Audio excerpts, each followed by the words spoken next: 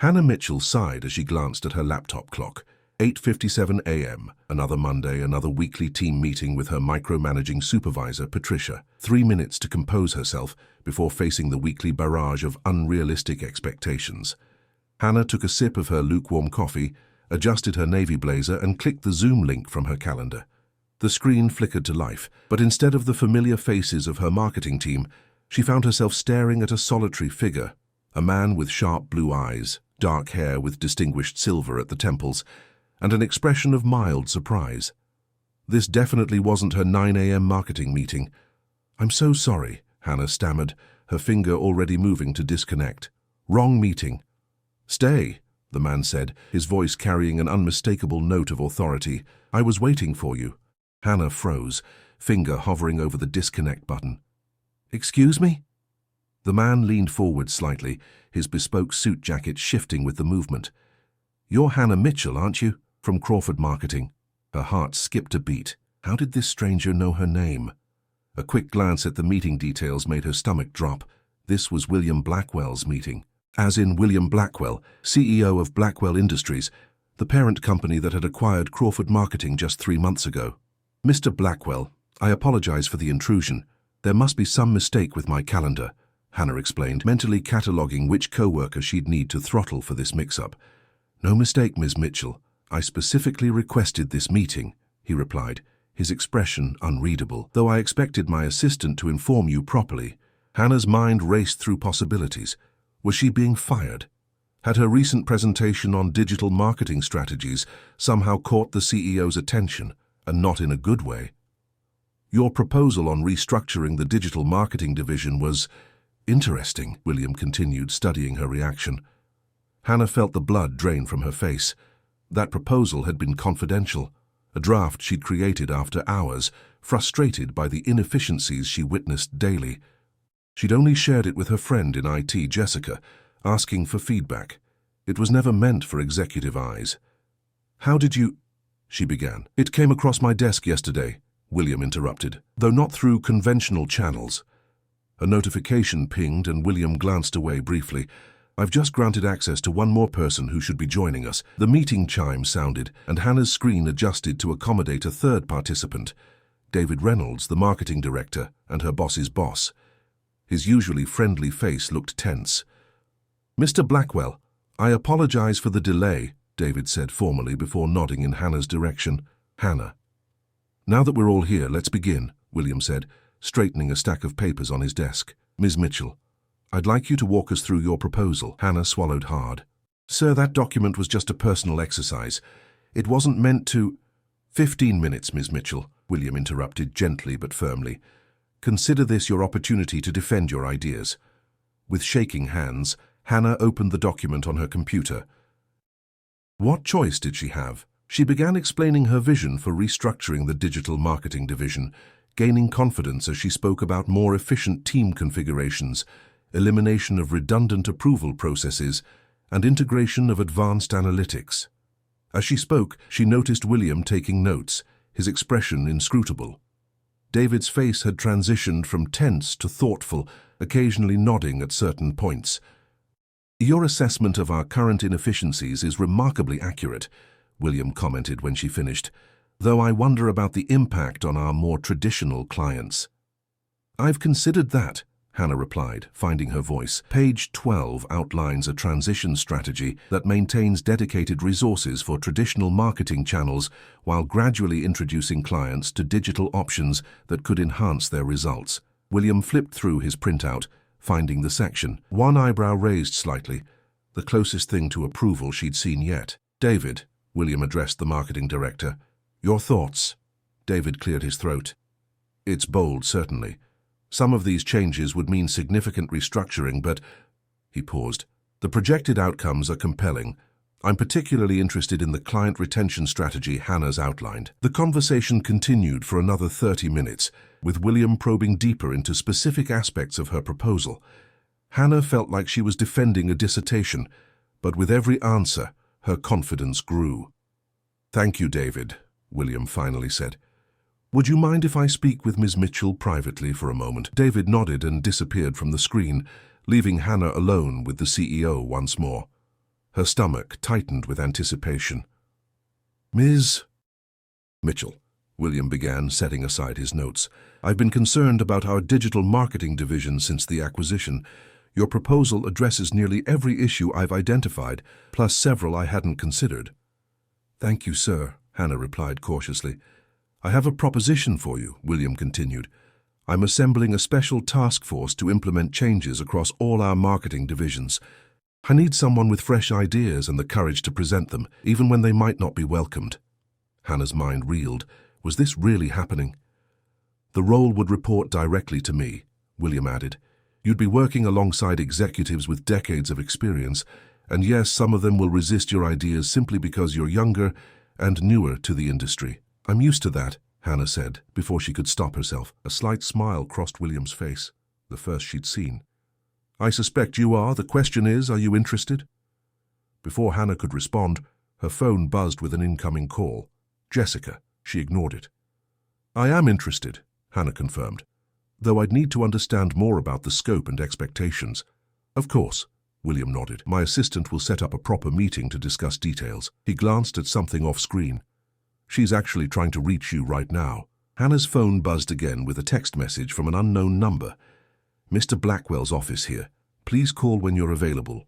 "One question," Hannah said, gathering her courage. "How did my proposal actually reach you?" William's expression became more measured. "Let's just say I make it a point to identify talent wherever it exists in my organization, even when it's hidden in unsent draft folders on company servers." A chill ran down Hannah's spine. Had he been monitoring employee files? Before she could formulate a response, William continued, "I look forward to working with you, Ms. Mitchell. My assistant will be in touch with next steps." With a nod, he ended the meeting. Hannah sat back in her chair, heart pounding. Her phone immediately rang again. "Jessica." "Hannah," Jessica exclaimed when she answered. "You'll never believe what happened. Someone accessed your draft proposal from my computer last week. I just found out this morning. There's been some kind of security audit and—" "It's okay, Jess," Hannah interrupted, still processing everything. "I just had a meeting with William Blackwell. He's offering me a position on a special task force." "The CEO," Jessica whispered. Wow. But Hannah, that's not all. The person who accessed your proposal. It wasn't Blackwell or IT or anyone from upper management." Hannah's excitement faltered. "Then who was it?" "According to the logs, it was Patricia, your boss." Hannah felt the room spin slightly. Patricia, who had shot down every innovative idea Hannah had presented in team meetings. Patricia, who took credit for Hannah's work on the Johnson campaign.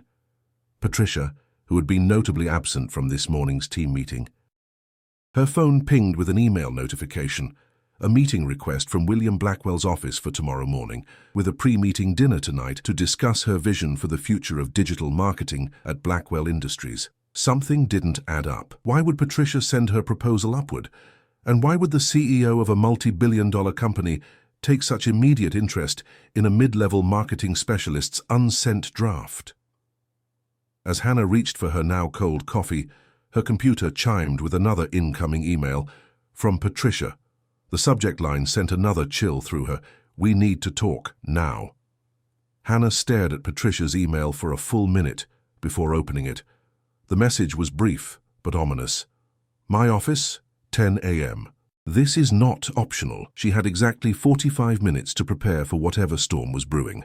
Hannah sent a quick acknowledgement and then called Jessica back. "Tell me everything you know," Hannah said without preamble. "The security logs show Patricia accessed your files last Tuesday," Jessica explained. "She downloaded your proposal and emailed it to her personal account. Then yesterday, that same document was forwarded to William Blackwell from an anonymous email address." "Anonymous? How is that possible on the company system?" "It wasn't sent through the company system," Jessica replied, her voice dropping. "It was sent through a Proton Mail account. Untraceable." Hannah paced her small home office, mind racing. "So, Patricia stole my work but then sent it anonymously to the CEO. That doesn't make sense. If she wanted credit, she would have put her name on it."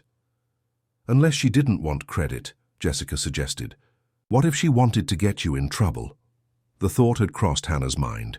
Sending an unsolicited restructuring plan that eliminated several management positions, including potentially Patricia's, could easily be framed as insubordination. But that backfired spectacularly, Hannah murmured. Blackwell liked it. Speaking of which, Jessica continued, there's something else you should know about William Blackwell. He has a reputation for testing people. Testing how? Mind games, unexpected scenarios, throwing people into high-pressure situations to see how they react, Jessica explained. My friend works at his headquarters in Chicago, says Blackwell once fired an entire management team and had junior staff run things for a week just to see what would happen. Hannah's stomach tightened. So this could all be some elaborate test? Or an opportunity, Jessica countered. Either way, you should be careful with Patricia. She's been acting weird since the acquisition. Closed-door meetings, hushed phone calls, something's up. Hannah glanced at the clock, 9:30 a.m. I have to go. I'll call you after I meet with Patricia. Good luck, Jessica said. And Hannah, watch your back. Hannah spent the next 20 minutes researching William Blackwell, uncovering a complex portrait of a business leader with a brilliant strategic mind and unconventional management style. At 42, he'd transformed his father's struggling manufacturing business into a diversified corporate empire through a series of bold acquisitions. Former employees described him as demanding but fair, innovative but calculating. One interview particularly caught her attention. When asked about his hiring philosophy, Blackwell had said, I don't hire people for what they know. I hire them for how they think. Anyone can learn systems and processes. I need people who can see beyond what exists to what could be. At precisely 9:55 a.m., Hannah stood outside Patricia's office, straightening her blazer one last time before knocking. Come in, Patricia's voice sounded strained. Hannah entered to find her boss standing by the window, tension evident in her rigid posture. At 45, Patricia Collins had built her career on playing it safe and following rules. Her office reflected this mindset. Everything organized with military precision, not a paper out of place. Sit down, Hannah, Patricia said without turning around. Hannah complied, waiting silently as Patricia seemed to gather her thoughts. I received a call from David Reynolds this morning, Patricia finally said, turning to face Hannah. Apparently you had quite the meeting with William Blackwell. It was unexpected, Hannah replied carefully. Patricia's laugh held no humor. Unexpected. Yes, I imagine finding yourself in a meeting with the CEO would be unexpected. She sat down across from Hannah. What exactly did you discuss? My proposal for restructuring the digital marketing division, Hannah answered truthfully, watching Patricia's reaction closely. A flicker of something, anger, fear, crossed Patricia's face before her professional mask returned. A proposal you never shared with your direct supervisor. It was just a personal exercise, Hannah explained, repeating what she'd told William. I never intended for it to be circulated. And yet somehow, it found its way to William Blackwell. Patricia's knuckles whitened as she gripped her armrest. Do you know what your little exercise suggests? It suggests eliminating my position entirely. Hannah remained silent, unsure how to respond. 3 months ago, we were an independent agency, Patricia continued, her voice rising slightly. Now we're just another acquisition, fighting for resources and relevance within Blackwell Industries. Some of us have been working tirelessly to prove our value to the new ownership. I understand that.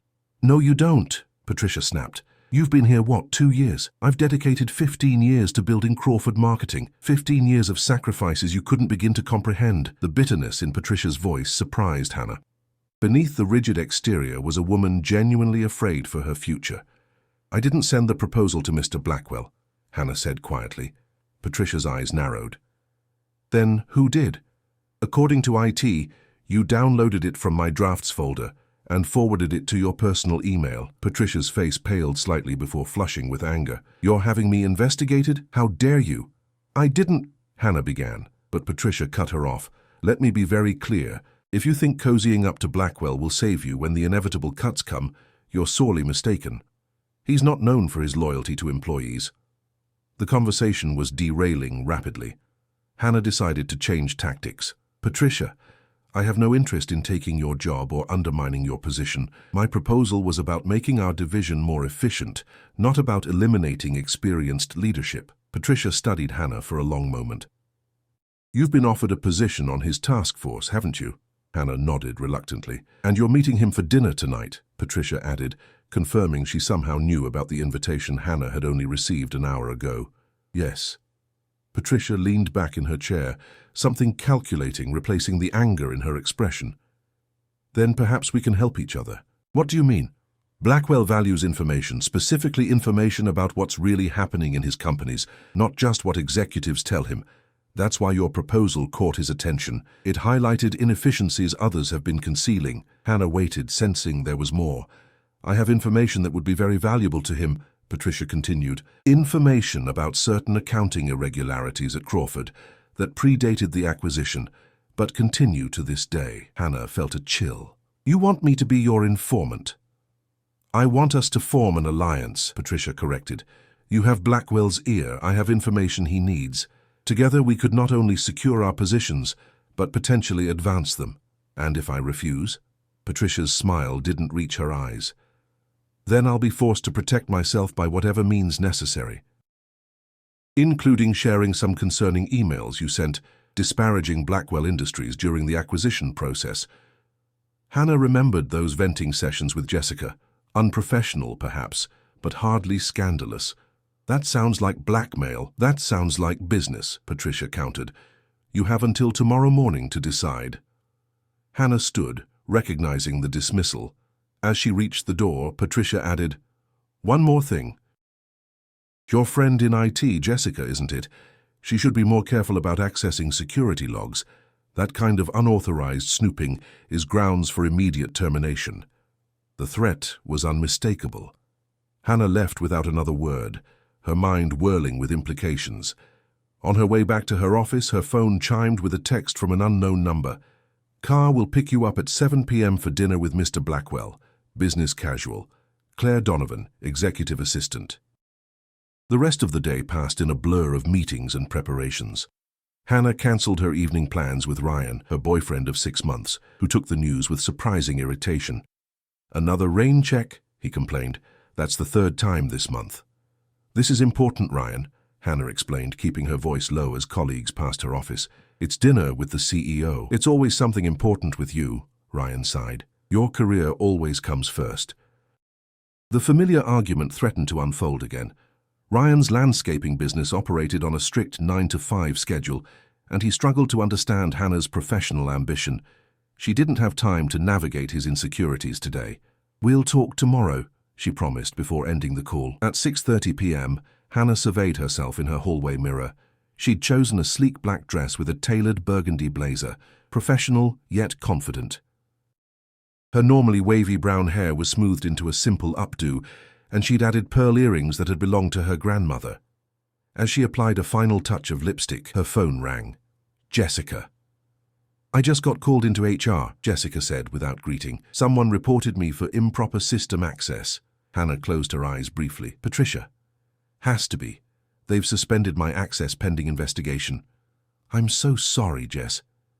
Not your fault, Jessica replied, though her voice was tight with stress. But whatever's happening here goes deeper than office politics, Hannah. Be careful tonight with Blackwell. The buzzing of Hannah's apartment intercom interrupted them. The car had arrived. I have to go, Hannah said. I'll call you later. As the sleek black car pulled away from her apartment building, Hannah felt like she was being carried towards something much bigger and more complicated than a simple dinner meeting. Patricia's threats, Jessica's warning, Blackwell's mysterious interest in her work. None of it quite added up. Her phone buzzed with a text from Ryan. Good luck tonight. Sorry about earlier. Love you. At least one thing in her life was straightforward, Hannah thought, as she texted back a quick thanks. Or was it? Even that relationship had been strained lately, with Ryan's increasing resentment of her career focus. As the car approached one of the city's most exclusive restaurants, Hannah squared her shoulders. Whatever game was being played, she refused to be just a pawn in it. The restaurant was exactly what Hannah expected for a CEO's dining choice, understated elegance with private alcoves for discreet conversation. The maitre d' led her through the dimly lit space to a secluded table in the back, where William Blackwell was already seated, studying something on his tablet. He stood when he saw her, his imposing height accentuated by impeccable posture. Ms. Mitchell, he greeted, gesturing to the chair across from him. Thank you for joining me on such short notice. Thank you for the invitation, Mr. Blackwell, Hannah replied, settling into her seat and fighting the urge to fidget under his scrutiny. William, please, he insisted, closing his tablet. Work formalities seem unnecessary for dinner. A server appeared immediately, pouring water and presenting wine menus. After they ordered, William selecting a bottle of Pinot Noir that cost more than Hannah's monthly car payment, he leaned back slightly, studying her with those penetrating blue eyes. "You've had quite the day, I imagine," he said. Hannah chose her words carefully. "It's been eventful." A hint of amusement crossed his face. "I'd like to hear about your conversation with Patricia Collins." Hannah nearly choked on her water. "You know about that? I make it my business to know what happens in my companies," William replied, his tone matter of fact. "Especially when it involves someone I'm considering for a significant position." The wine arrived, temporarily pausing their conversation. After it was poured and the server departed, Hannah took a fortifying sip before responding. "Patricia is concerned about what my proposal might mean for her position," she said diplomatically. "And she threatened you," William stated rather than asked. "Probably something involving old emails or messages that could be taken out of context." Hannah stared at him, unsettled by his accuracy. "How could you possibly know that?" "Because Patricia Collins has used the same tactics on 3 other employees in the past 2 months, William replied, his expression hardening slightly. "It's a predictable move for someone trying to protect their territory." "She also mentioned accounting irregularities at Crawford," Hannah added, watching his reaction carefully. "Predating the acquisition." Something flickered in William's eyes. Surprise, perhaps, or confirmation of a suspicion. "Did she offer details?" "No. She positioned it as information she'd share if I agreed to an alliance." William nodded slowly. "Interesting. And what did you tell her?" "Nothing yet. She gave me until tomorrow to decide." "Wise," he commented, taking a sip of his wine. "Never rush important decisions." Their meals arrived. Seared scallops for Hannah, steak for William, and the conversation shifted to more general topics. William asked about her background, education, and career path. Hannah found herself relaxing slightly as she described her journey from marketing student to digital specialist. "What brought you to Crawford specifically?" William asked as they finished their entrees.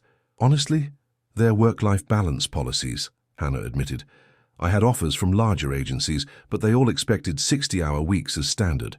Crawford promised reasonable hours and remote work flexibility." "And has that held true?"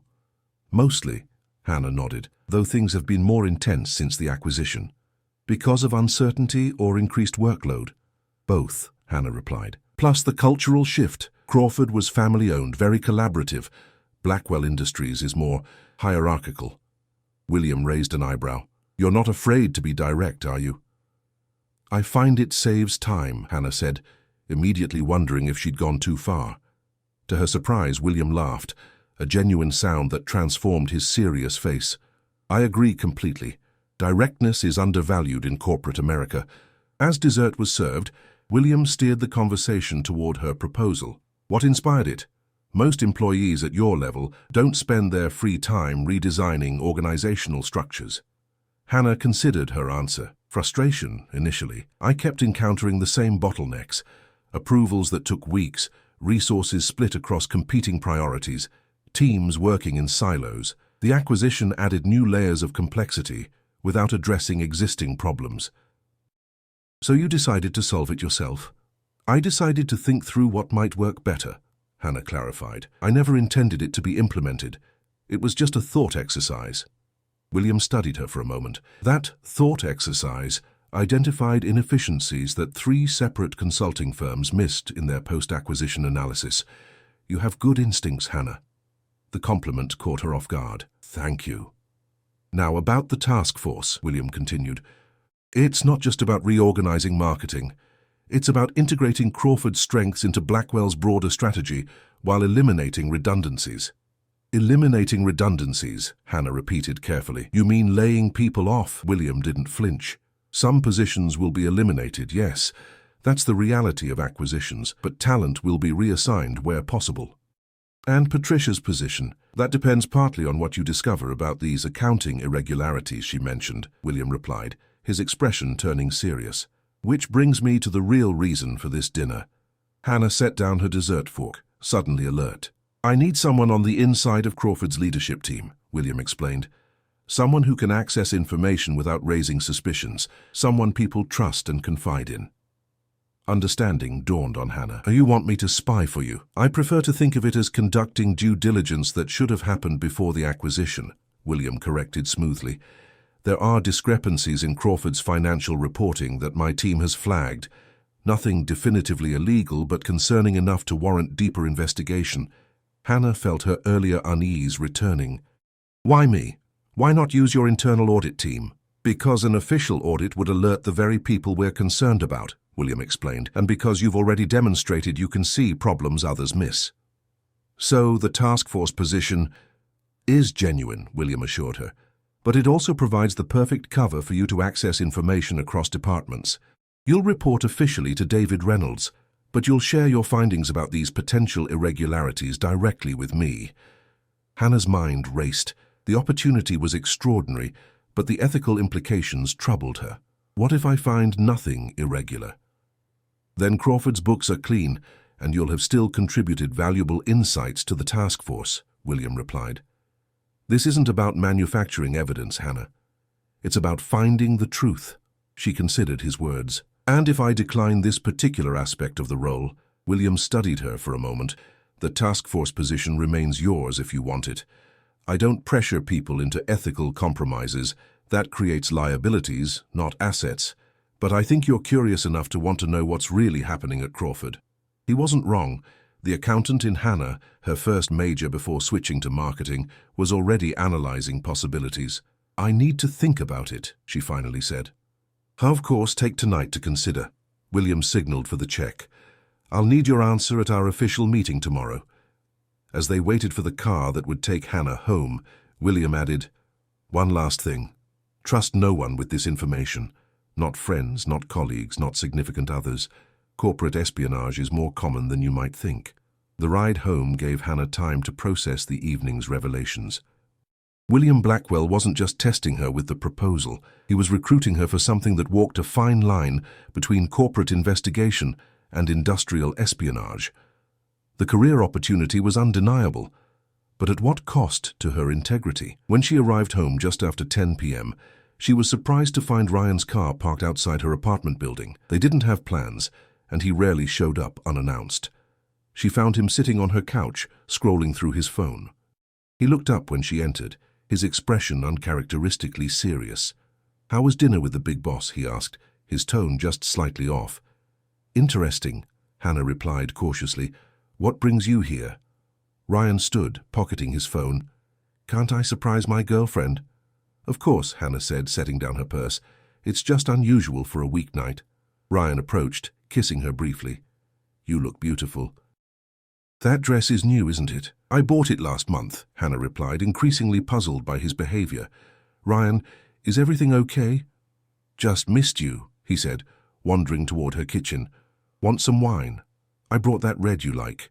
As Ryan opened the bottle, Hannah noticed his hands were slightly unsteady. Something was definitely wrong. How's the landscaping project at the Wilsons going? She asked, trying to ease into normal conversation. Ryan paused mid-pour. It's fine. Almost done. He handed her a glass. Tell me about Blackwell. Is he as intimidating as they say? He's intense, Hannah replied carefully. But fair, I think. And this new position he's offering sounds like a big opportunity. Hannah's internal alarms began to sound. She hadn't told Ryan any details about the task force. How did you know about that? Ryan's expression shifted, almost imperceptibly. You mentioned it earlier, remember, when you cancelled our plans. I said I was having dinner with the CEO, Hannah corrected. I never mentioned a new position. The atmosphere in the room changed instantly. Ryan set down his untouched wineglass. Patricia called me, he admitted. She said you were being considered for a promotion and wanted to surprise you with a celebration dinner. She asked what time you'd be home. Hannah felt cold dread settling in her stomach. Ryan, I never gave Patricia your number. She said she got it from HR for emergency contact purposes, Ryan explained, looking increasingly uncomfortable. Was that not true? Hannah's mind raced. Patricia had been trying to find out when she'd be home and had sent Ryan to gather information about her dinner with William. Ryan, Hannah asked carefully, what exactly did Patricia ask you to do tonight? He hesitated, guilt crossing his features. Just to find out what you and Blackwell discussed. She said it was important for planning your surprise promotion party. Hannah felt sick. Patricia was using her boyfriend as an unwitting spy. She also asked me to... Ryan trailed off, then reached into his pocket and pulled out a small device. She wanted me to put this on your laptop, said it was some kind of company software update that IT needed to install remotely. Hannah stared at the device, a keylogger, almost certainly. Patricia wasn't just fishing for information. She was actively trying to surveil Hannah's communications. Ryan, Hannah said quietly, Patricia is not planning any surprise party. She's trying to use you to spy on me. Ryan's face flushed with embarrassment and anger. Why would she do that? Because of office politics you wouldn't understand, Hannah replied, then immediately regretted her dismissive tone. Try me, Ryan challenged, his expression hardening. Or is this another thing that's too complicated for someone with just a community college degree to grasp? The unfair accusation stung. That's not what I meant. Isn't it? Ryan shot back. For months you've been pulling away, treating our relationship like it's secondary to your precious career. Now I find out you're keeping secrets about promotions and special dinners with the CEO. It's complicated, Hannah insisted. It always is with you, Ryan said, grabbing his jacket. Let me know when you decide I'm worth bringing into your complicated life. He stormed out, leaving Hannah staring at the keylogger device he'd abandoned on her coffee table. Her phone buzzed with a text from an unknown number. Whatever you decide, remember everyone has ulterior motives, even those closest to you. WB. Hannah stared at the message, a chill running down her spine. How did William know about Ryan's visit? Was she being watched? And if so, by whom? The trust no one warning echoed in her mind as she carefully examined her apartment, checking for any signs of surveillance. Finding nothing obvious didn't reassure her. The boundaries between paranoia and prudence were quickly blurring. As she finally prepared for bed, another text arrived from Jessica. HR meeting scheduled for 8 a.m. tomorrow. I think I'm being fired. Need to talk ASAP. The walls were closing in from all sides. Whatever Hannah decided about William's offer, she was already caught in a web of corporate intrigue that threatened not just her career, but her personal relationships and possibly even her safety. Hannah barely slept, her mind cycling through scenarios and strategies until dawn. By 6 a.m., she'd made her decision. She showered, dressed in her most confidence-boosting outfit, a charcoal grey suit with subtle pinstripes, and headed to the office 2 hours earlier than usual. The building was nearly empty, giving her the privacy she needed. First, she called Jessica, who answered immediately. I'm already at the office, Hannah said without preamble. Meet me in the third-floor conference room in 30 minutes. Use the service elevator to avoid security cameras in the main lobby. Hannah, what's going... Not over the phone, Hannah interrupted. Just trust me. Next, she sent a brief text to William. I accept the position. Need to meet earlier than scheduled. Urgent developments. His reply came seconds later. 7:30 a.m., my hotel. Sending car now. The pieces were moving. Hannah logged into her computer, using a secure browser to document everything that had happened in the past 24 hours. She saved the file to an encrypted drive, then headed to the conference room to wait for Jessica. Her friend arrived looking pale and tense. My access badge barely worked, Jessica said, closing the door behind her. They've already started cutting me off. I need everything you can get me on Crawford's financial reporting for the past 2 years, Hannah said, keeping her voice low. Specifically, client billing records versus reported revenue. Jessica's eyes widened. That's above my clearance level. I know, Hannah acknowledged. But if anyone can access it without leaving digital footprints, it's you. Use the emergency admin credentials. Those are for system failures only, Jessica protested. Using them for this would be grounds for criminal charges, not just termination. Hannah met her friend's worried gaze. Jess, do you trust me? You know I do. Then please, just this once. I think Patricia is involved in something serious, and I need proof before my meeting with Blackwell. Jessica studied Hannah's face, then nodded reluctantly. Give me 15 minutes.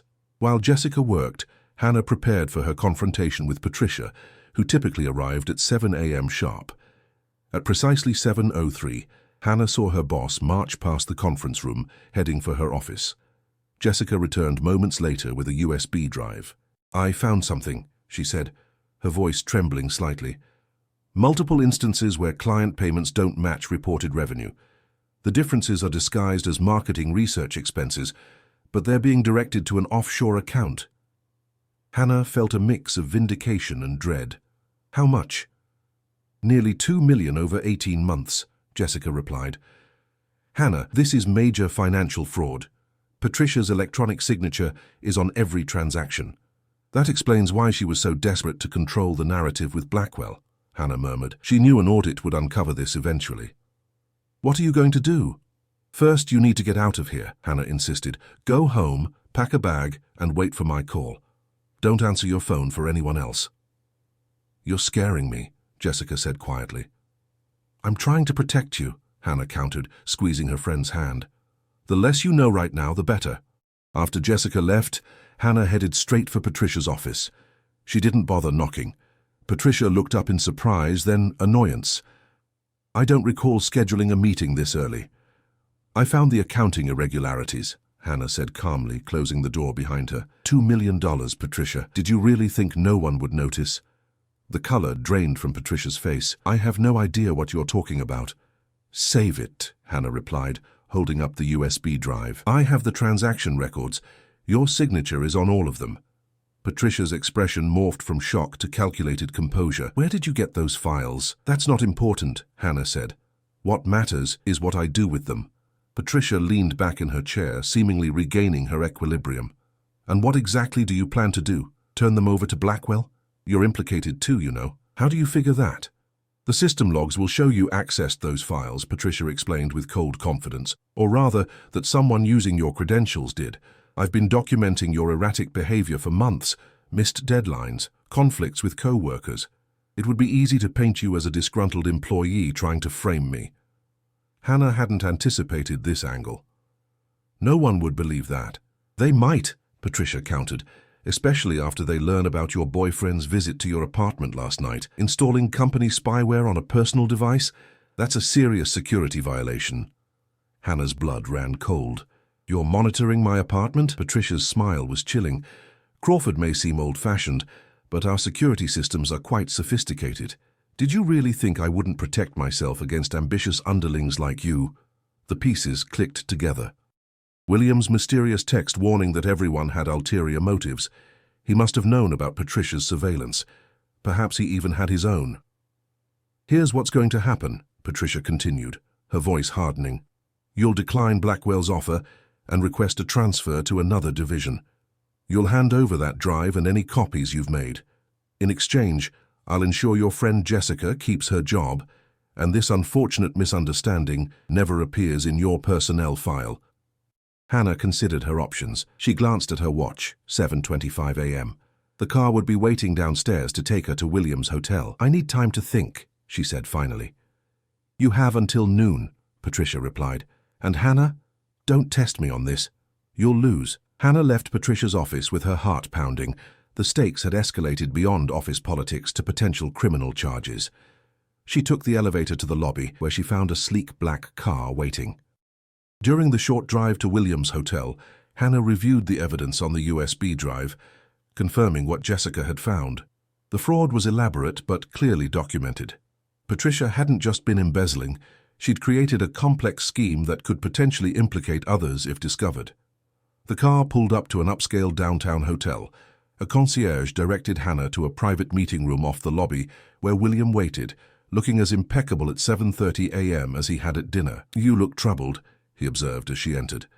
I found your accounting irregularities, Hannah replied without preamble, handing him the USB drive. Patricia Collins has been diverting client payments to an offshore account for at least 18 months, around $2 million total. William didn't appear surprised. He inserted the drive into his laptop and reviewed the files in silence. Finally, he looked up. This confirms our suspicions. Well done. Patricia knows I've found this, Hannah continued. She's threatening to frame me for security violations if I expose her. Let me guess, she's monitoring your activities outside work as well. Hannah nodded. Apparently, she has been for months, including my apartment. Not legally, she hasn't, William replied. Corporate surveillance of employees in their private residences without explicit consent is a federal crime. Then why would she admit to it? Because she's desperate, William said simply. And desperate people make mistakes. He opened his briefcase and removed a folder, sliding it across the table to Hannah. This contains everything our security team has uncovered about Patricia's activities since the acquisition. We've been building a case against her, but needed the final pieces you've just provided. Hannah flipped through the documents, detailed reports of financial discrepancies, timeline of suspicious activities, even transcripts of conversations Patricia had with offshore banking representatives. You knew, Hannah said quietly. You knew all along. We suspected, William corrected, but suspicion isn't proof. We needed someone on the inside to help connect the dots. Why not just fire her during the acquisition? Because firing her would have alerted her to our suspicions, potentially allowing her to cover her tracks, and the fraud predated our acquisition, which means Blackwell Industries could be held liable if we didn't handle this properly. Hannah processed this information. So I was your... what? Your undercover agent? You were the perfect catalyst, William explained. Your proposal highlighted inefficiencies that would expose Patricia's scheme if implemented. When she accessed your files, it confirmed she was monitoring potential threats to her operation. And sending me to dinner with you. A test, William admitted. I needed to see if you could be trusted with sensitive information, and if you had the instincts to pursue the truth rather than personal gain. Patricia's offer of an alliance gave you the perfect opportunity to choose sides. Hannah felt a mix of admiration and irritation. You've been manipulating this situation from the beginning. I prefer to think of it as creating conditions where the truth could emerge naturally, William replied with a slight smile. The task force position is still genuine, by the way. I meant what I said about your insights. What happens now? Now, William said, standing. We meet with the FBI agents waiting upstairs. Financial fraud across state lines falls under federal jurisdiction. They'll want your statement. Hannah's stomach dropped. FBI. But what about... Your friend Jessica will be fine, William assured her. As will you. You've done nothing wrong, and the evidence will bear that out. And Ryan? Your boyfriend? William raised an eyebrow. That's entirely up to you, though I would suggest that anyone so easily manipulated by Patricia might not be the most reliable partner. The harsh assessment stung, but Hannah couldn't entirely disagree. Ryan's willingness to plant spyware, however unwittingly, had revealed a troubling lack of judgment. The next few hours passed in a blur of official statements, documentation, and legal assurances. Hannah watched from a conference room window as Patricia was escorted from the Crawford offices by federal agents, her face a mask of cold fury. By afternoon, the office was buzzing with rumors and speculation.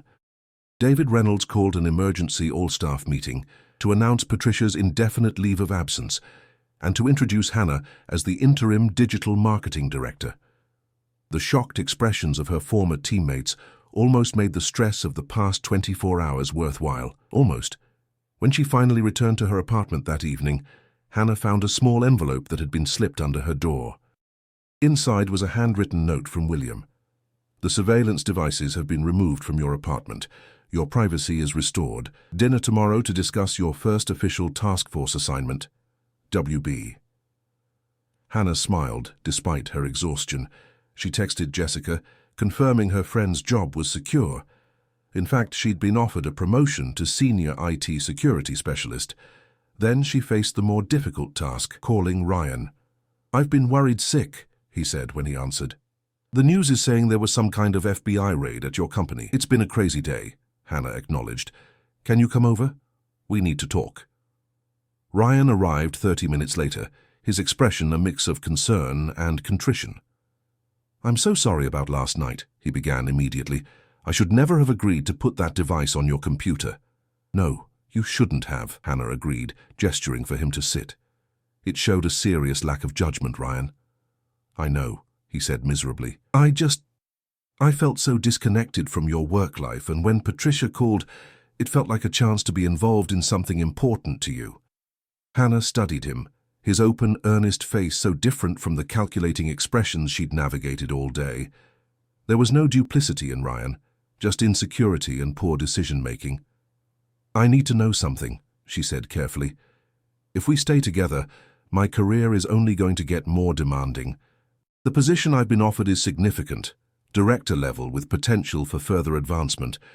Can you support that honestly? Ryan was quiet for a long moment. I want to say yes, automatically, he finally replied. But I think we both deserve more honesty than that. The truth is, I've been jealous of your career. My business is stable but not exciting, and watching you climb the corporate ladder has been hard on my ego. The admission surprised Hannah with its self-awareness. But, Ryan continued, seeing you nearly get caught in some kind of corporate espionage scheme made me realize something. I'd rather have you successful and occasionally busy than lose you entirely. So, yes, I can support your career, if you'll be patient while I work through my own insecurities. It wasn't the unconditional support Hannah might have wished for, but it was honest. And after a day of manipulation and deception, honesty felt refreshingly valuable.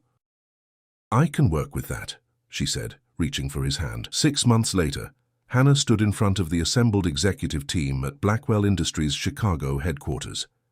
As the newly appointed Vice President of Digital Strategy, she was presenting the final recommendations of her task force, recommendations that would reshape not just Crawford Marketing, but all 7 of Blackwell's marketing acquisitions. William sat at the head of the table, watching with quiet approval as Hannah fielded questions with confidence and insight. The transformation from mid-level specialist to executive had been challenging but exhilarating.